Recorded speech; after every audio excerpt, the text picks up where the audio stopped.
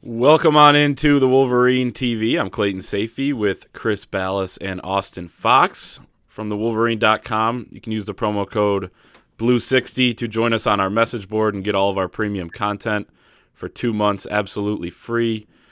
Thanks to our sponsors, Lewis Jewelers. We also have a new sponsor that we'll unveil in the middle of the show as well that we're excited about and that we hinted about last week. Let's talk some NFL draft. Michigan has 11 guys hoping to get drafted. There you go, a little sneak peek. 11 guys hoping to get drafted. It won't be that high necessarily. We'll talk about some of them. We'll talk about the success Michigan's had in the draft over the last 5-6 years.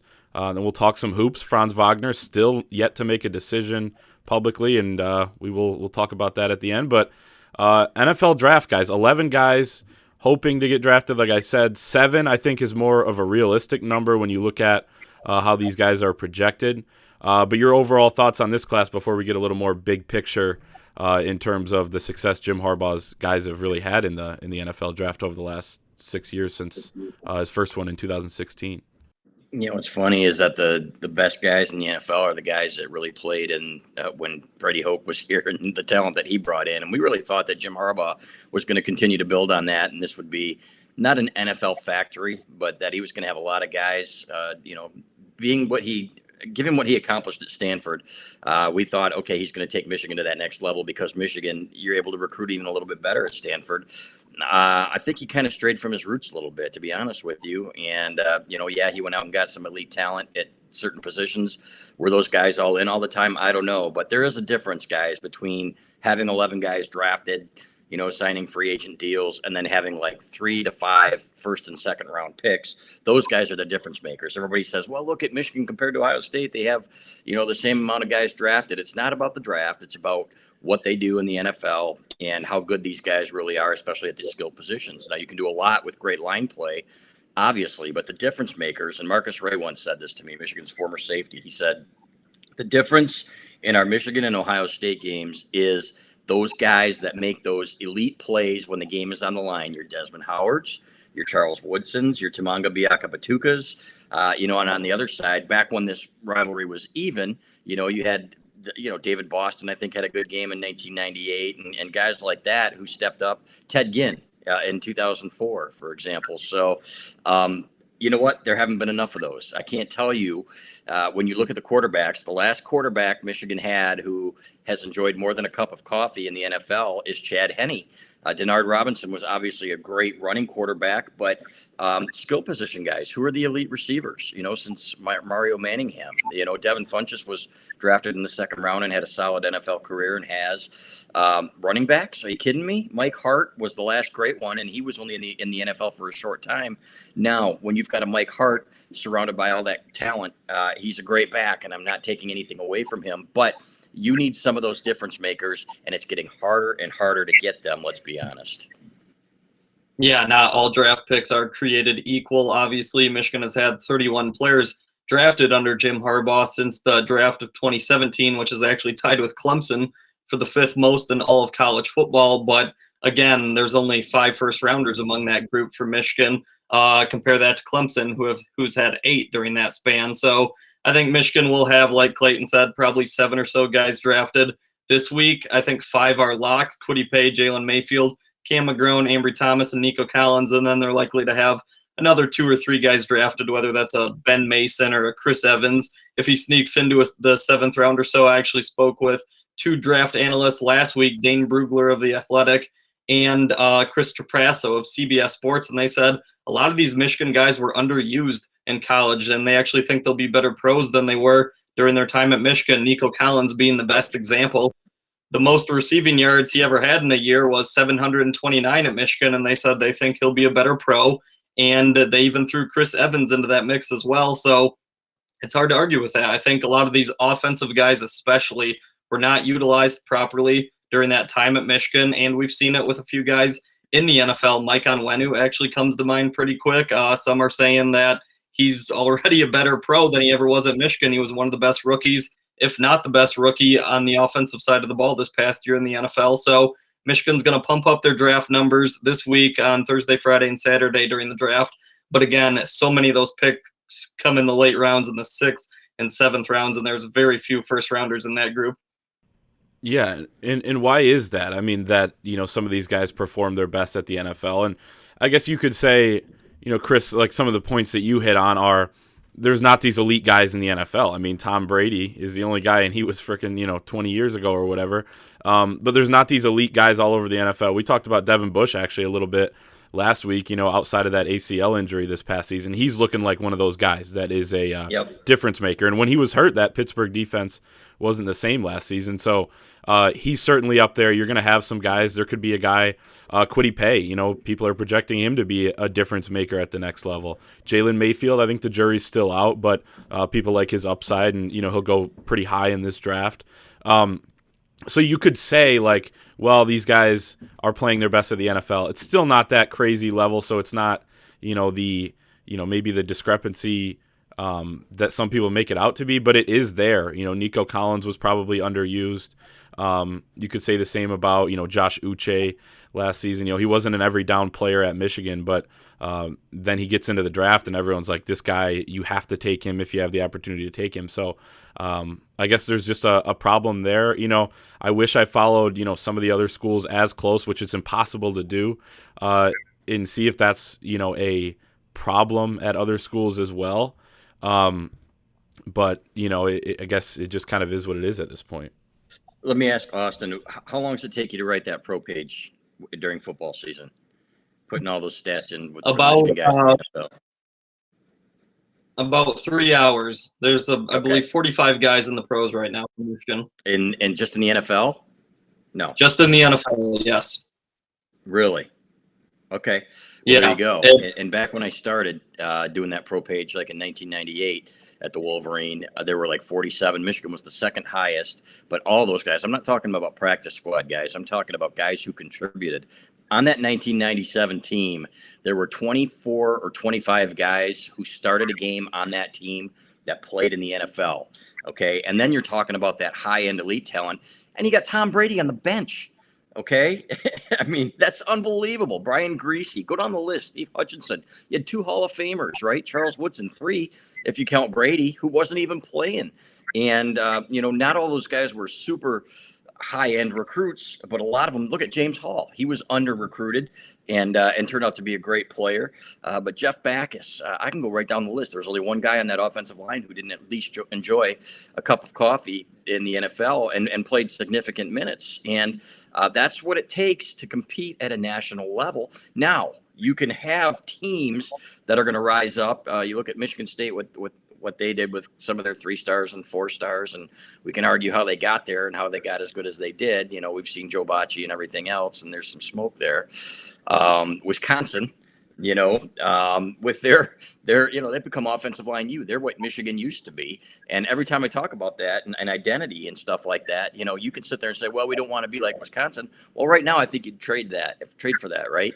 To have that kind of success. And I get that they play in the West Division and everything else. And however, you don't have an identity right now, and you've got pieces. And when you send guys to the fringe of the NFL draft, you know what? You can sit there and brag about your success, but it's a mirage, and everybody knows who those guys are that are going to win games for you, and that you need some more of those upper echelon players. And if you don't recruit them, then you damn well better develop them, and that's something they haven't done a good enough job of lately.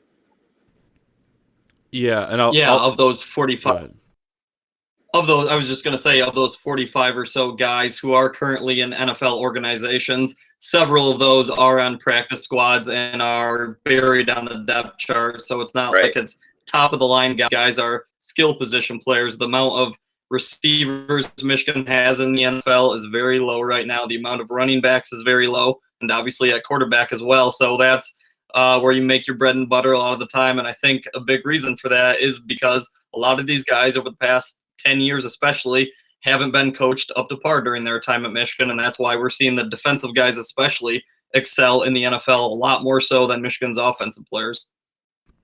Yeah, and I guess the counter argument to that is, last season Michigan was getting all that praise for having 10 guys picked, and then you look at the guys that were picked, and I know they were all late, and that was kind of my thing, is like it is kind of a mirage in a way. At the same time, you could say, well, why aren't other schools getting guys picked that late too? And I think, it speaks to, the fact that Michigan kind of runs more like an NFL type thing, and I think that, organizations like some of those guys, like a Jordan Glasgow and a Josh Metellus, but those are the guys I'm talking about that they were like, Jordan Glasgow was a walk-on. Josh Metellus was a 3-star recruit. There were some other 3-star recruits that got picked. So you could say, well, they're developing some of these guys into guys that are now, at least coveted in a late round by the NFL. So it's kind of a blessing and a curse in a way, because you can kind of promote, and of course you have to, that you're getting these draft picks, but then, you get criticized for having them late in the draft. But it's like, hey, but other teams didn't have this, and we had, some of our 3-star guys develop. So it's not like development isn't happening there. Josh Uche was a 3-star that went in the second round. Like I said, underused at Michigan, ended up being much more of an athlete and much more of a better football player than I think a lot of people expected. But I think there's two sides of it in that aspect too. So it's just kind of tough to gauge. At the same time, you can't say that the development is as good as it should be, and you can't say that the winning on the fields is as much as it should be either. So there's two sides of it, though. Yeah, without a doubt. And, that's what we've been talking about. It's like, okay, where's the balance? You need some of and then you need your elite guys to play like elite guys. For a long time, Jabril Peppers did. Rashawn Gary, a lot of people said, okay, well, it looks like a guy that's, taking plays off and so on and so forth. I don't know if that's fair or not.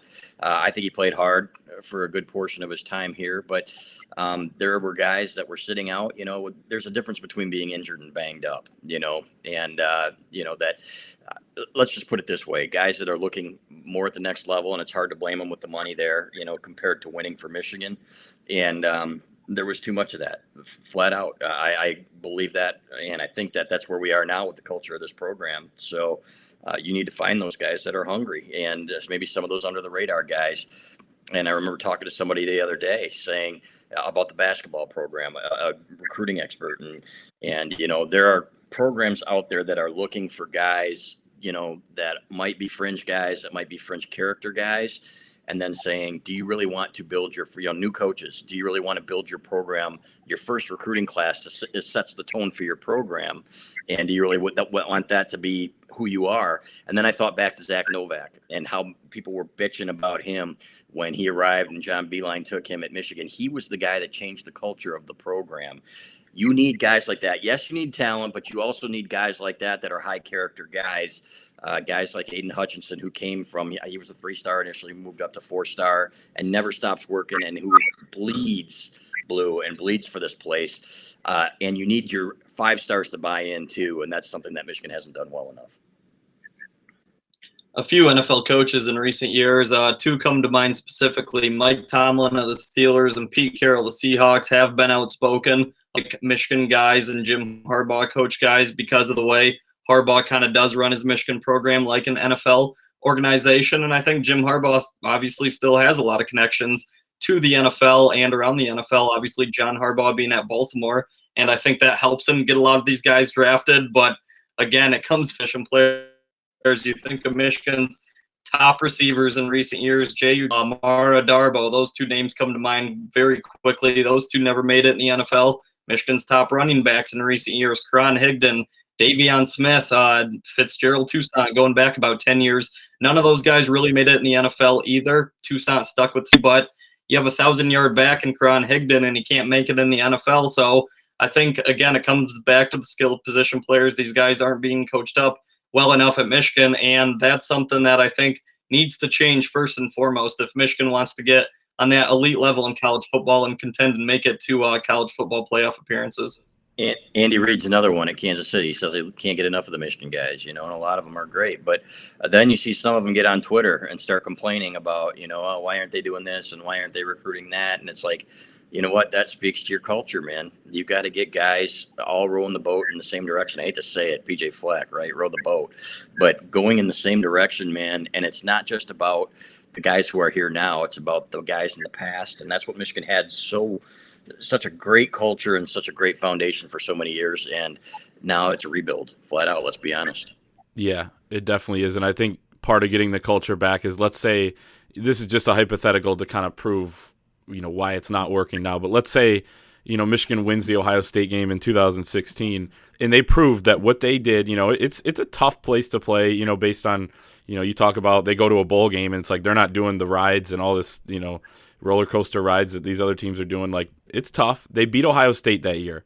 They win, let's say they go to the college football playoff. Jim Harbaugh has proved to the players and the coaches in that program that the method works. It's going to be easier for guys to buy in going forward. When you look at, Nick Saban at Alabama, it's probably even tougher to play there in terms of, how much hard work you got to put in and, how much competition there is within your position group. But they prove they can win, so some guys stick it out. They have transfers too, but not as many. I think Michigan's up there. They have the most in the Big Ten since Jim Harbaugh's gotten there. It's not just transfers. It's getting the guys that are going to stay to want to buy in, to want to play in a bowl game. If you're Karan Higdon, that same year, Saquon Barkley played in the Fiesta Bowl when he didn't have to. Karan Higdon sits out to go undrafted. So there was a stark difference there. And not saying Penn State's, everything that you want to be either. So I think the culture, it would help to win, obviously, as well. If you would have just gotten over the hump or gotten a break here or there, it would have helped you. Bill Belichick in the NFL, you see his assistants like Matt Patricia try to go and run their new organization like the Patriots. But if you don't have the proof that it's going to work, who the hell is going to want to buy into that, because it's way tougher and whatever. And like I think it was Lane Johnson said when he left the Patriots, I'd much rather have fun and win one Super Bowl than, have to do it that way and win 3 or 4. It's like, well, I don't know, because you already had a couple that you were able to get because of that method. But I think that's a piece of it too. But I guess we could go on this all day because it's fascinating in a way. But it's talk kinda, hoops, man. Yeah, it's also kind of depressing, I was going to say. So, Yeah. But yeah, so we all think Kwity Paye will be the first rounder for Michigan, and what a story he's going to have as well. Yeah. And he's one of the guys I was talking about that, I think he was a 3-star, right? And yeah, I think so.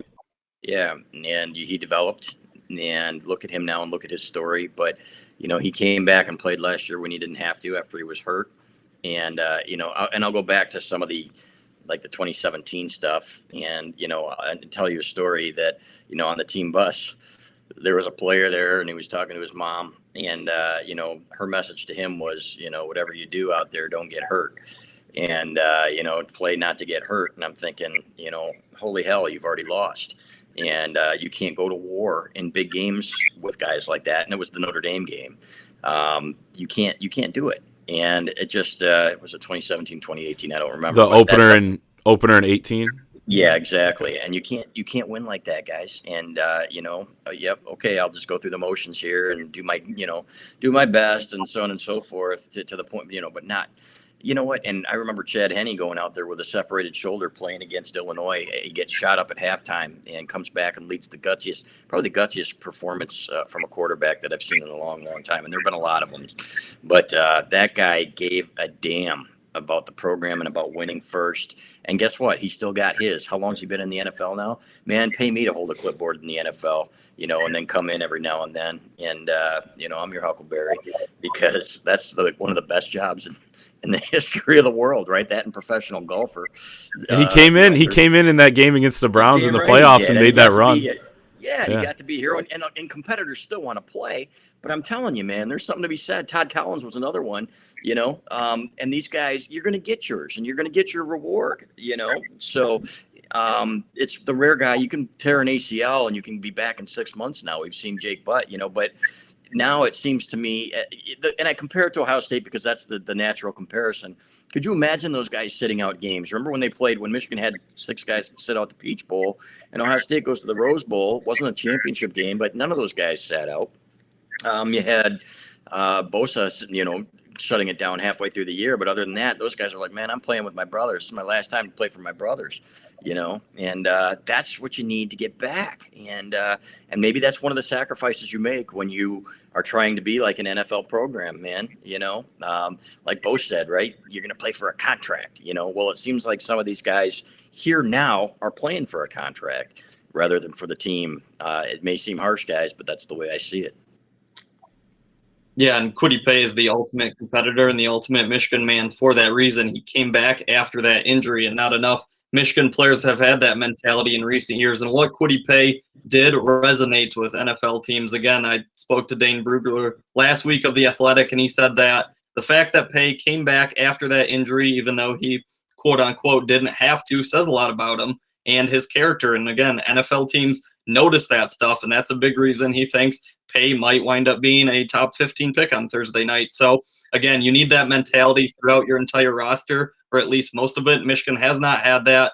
And that's what a lot of the elite programs win. You need competitors, man, guys who want to be on the field, guys who want to give it their all, and perhaps most importantly, guys who have a lot of pride in their school. And again, that's something that Michigan has lost in recent years, which is absolutely shocking to me when considering Jim Harbaugh is the coach here, and obviously the fact that he played here. And I want to say one more thing for the people that say, "Oh, you guys talk about Bo Schembechler, he's been gone for." We're talking about the culture, and that will never ever change, and you will never not hear us mention him at times, because that is what you're striving for when you talk about team and mentality. We can make fun of Clemson and the way they do things, but they've got it. They've got a culture there of winning. Same with Alabama, and we all know, how they're amassing talent and everything else. But you still have to have that culture too. And that's something that's lacking. So we will never apologize for using him, just the way we will never apologize for talking about John Beilein while still giving Juwan Howard his due, for what he did in changing the culture of the program. Culture. And those guys were the epitome of it. Yeah, and the people that say that, they're not winning or they're never going to get over the hump because we keep talking about Bo Schembechler, and by we, I don't know, the program or whatever, or you try to get a Michigan man or whatever. It's like, no, we're saying that they need to get back to what it was, not what it is now. We're not saying that what, Bo would be acceptable with, losing to Ohio State. What they haven't beat him, it's going to be 10 years now this next year. Like, it's not this that Bo wanted. It was what he, did when he was here. So that's not the problem. The problem is not. We don't want him to run. We don't want him to run wishbone either. It's nothing like that. We're not talking about that. We're talking about the fundamentals, the principles on what make a good football team will not change. It's not like Doug Skeen now, right? Our offensive line, but the expectation at Michigan does not change, Balas. Exactly. That's exactly right. And but he's right, and that's something. The first time I ever talked to him, I was like, man.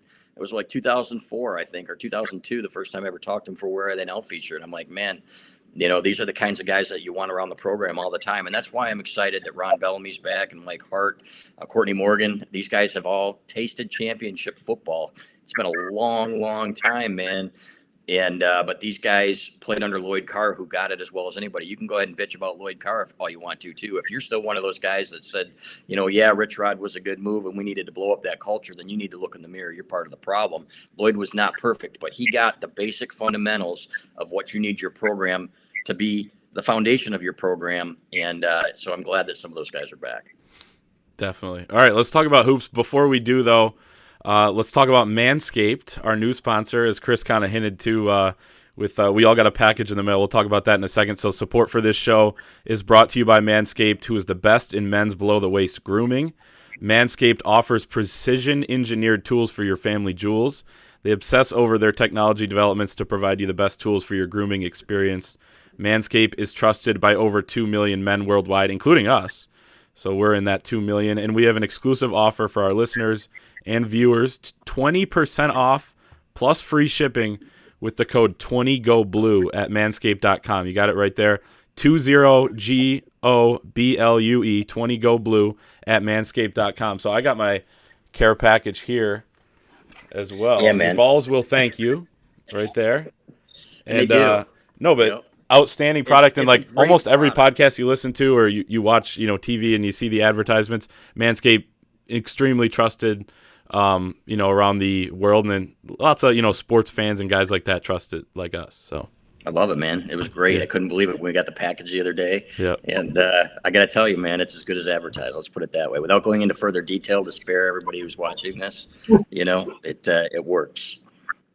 Definitely. Yeah, they hooked us up. They can hook you up to 20% off and free shipping with the code 20GOBLUE at manscaped.com, 20GOBLUE at manscaped.com for 20% off and free shipping. So go do it right now. Support them, support us as well. Let's talk hoops. We're looking at this roster, and obviously this is the crazy time of the year in college basketball in a way, especially with the way the transfer portal is going. Michigan pursuing some guys in the transfer portal at the guard spot, But also, they're trying to recruit and probably give the guy his space as well. A 5-star, maybe a 6-star you have on your team already in Franz Wagner at the wing position obviously would be massive to keep him home. Probably not going to happen. I'd say overwhelmingly unlikely, but at the same time, he has not given them a firm answer on that. Chris, go ahead and give us what you got. Yeah. 2 sources yesterday said he told them in the building that I have not decided yet. Now, that was a stunner, because there are other people who fully expect him to go. But it seems to me, without trying to get people's hopes up here, that at least he's, thinking about, man, one more.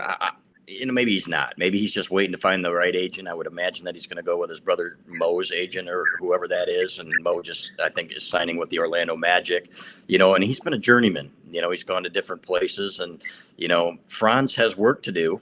I've seen him projected anywhere from 10 to 21, right? I don't know if I've seen him any lower than that. But, man, it would be tough for a guy who bleeds maize and blue, and this is easy for me to say as a guy who was never going to have that opportunity, to leave on the note that he did in that UCLA game and the crap that he took on social media, which was ridiculous. This guy gave his all on both ends of the floor every game. Yeah, the moment was a little too big for him against UCLA, and it's not a sin to say that. I'm not saying he choked. I'm saying that the moment was a little too big for him at times. But this guy played his butt off, and if he goes, you wish him well. But selfishly, you would love to see him come back. And, man, if he did, I'm telling you, that team with Eli Brooks back and Franz Wagner, even if Franz Wagner doesn't come back, man, say you play Caleb Houston a little bit at the 4 when you go small, and you got Hunter Dickinson out there. You've got some snipers. You've got a team, if you get point guard play, that could be really, really damn good. Yeah, in recent years, we've seen a lot of Michigan guys who were kind of on the fence about potentially going pro early. Ignas Brezdeikis comes to mind pretty quick. Jordan Poole, guys who left early. And it seems like the majority of the time, especially over the last 10 years or so, those guys have almost always left. Trey Burke, after his freshman year, was one of the few exceptions back in 2012. But it would be nice to get a shocker for once around here with the basketball program and see somebody come back like a Franz Wagner, because it would truly be a shocker if, he does decide to do that. But it would be huge for next year's basketball team, not only on the court, but also what he would bring from a leadership standpoint. Again, he was a heck of a leader this past year, but he had Isaiah Livers and several other key veterans alongside him in Shawnee Brown and Mike Smith. But him and Eli Brooks would be the bona fide leaders on next year's team if he were to come back. Like I said, I'm not getting my hopes up or anything like that, but I think it would cement Michigan as a top 5 team nationally if he were to come back. And heck, you know what? They might be right around there anyway, even if he doesn't. But it would truly put Michigan in that national title contention once again if he does decide to do that. The problem was with some of those guys is John Beilein would develop them too much, and then they'd get good enough to go, and then they would go because it's like, whoa, I have a chance to get picked. And a lot of them went in the first round. I think Michigan's got some of the most first-round picks. Again, we're talking draft here, and there's some guys that are having productive careers. I put together the weekly update on the Wolverines in the NBA, and there's guys doing stuff. Trey Burke had a great game last night. But Ignas Brezdeikis, there's guys, Mo Wagner, I think he went at the right time, but Iggy certainly didn't. He's not even on a team right now. So right. It's interesting, and he left early to go in the second round. I think Franz would certainly be a first round pick, and it's not like you don't stop developing when you get in the NBA. So I think he still has some things to work on that he can do at that level. When you're talking about like $4 or $5 million a year, possibly if you go in the lottery, it's tough to turn down. But at the same time, I mean, that's probably going to be there the next year. You're willing to take that risk, possibly if you want it enough, if you want to come back and make that Final Four. I'll tell you this though, if he comes back, it is Final Four or bust. Probably, you don't want to like talk like this if you're them or anything, but it's probably like, let's get to that final Monday night or bust. And then you never know what can happen on a Monday night like that. And I would take almost their talent over just about anybody if you have Franz back. You speak of point guard play as well. I think if Franz comes back, and even if he doesn't, if you can get at least adequate point guard play, let's say you don't land one of these transfers and Frankie Collins or Zeb Jackson, emerges, and they're just a good point guard, solid, does what they're asked, kind of like a Derek Walton in 2014 when he was a true freshman, can shoot the three a little bit on the spot up. He's not always going to be the guy with the ball in his hands. You can still do some very similar things. I think you can get to that Monday night. We saw how Michigan got so close this past season without Isaiah Livers. So either way, they're going to be good. If Franz comes back, it's almost like you have problems on like, well, where do we put Caleb Houston and who plays the, you got some pieces, but it's a great problem to have as the cliche goes.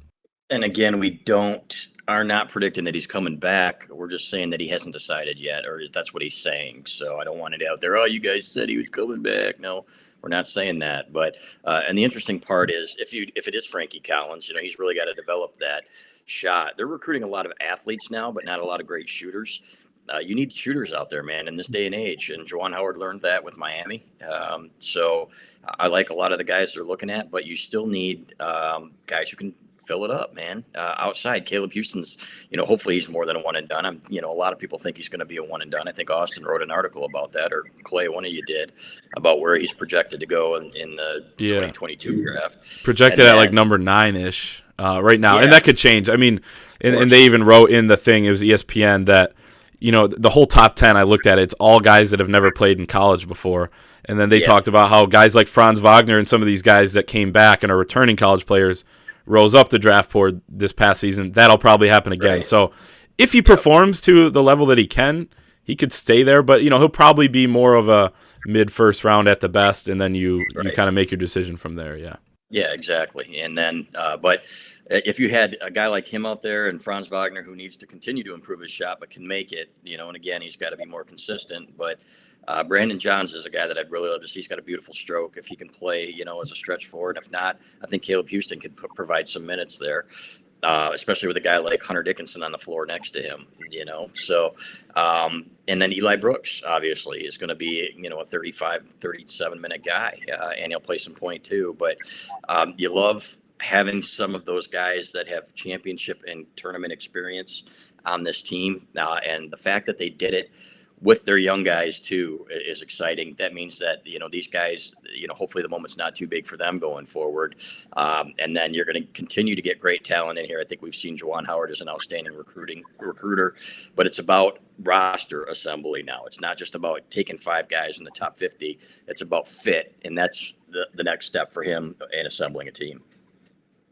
Most mock draft projections have Franz Wagner actually as the highest picked player in the Big Ten, alongside Ayo Dosunmu. Some have Dosunmu, but most have Wagner based on what I've seen, and that's one of the many reasons I still don't think he's going to come back, obviously. But Clayton, you made an interesting point about Michigan's point guard play back in 2014 when Derek Walton was a freshman.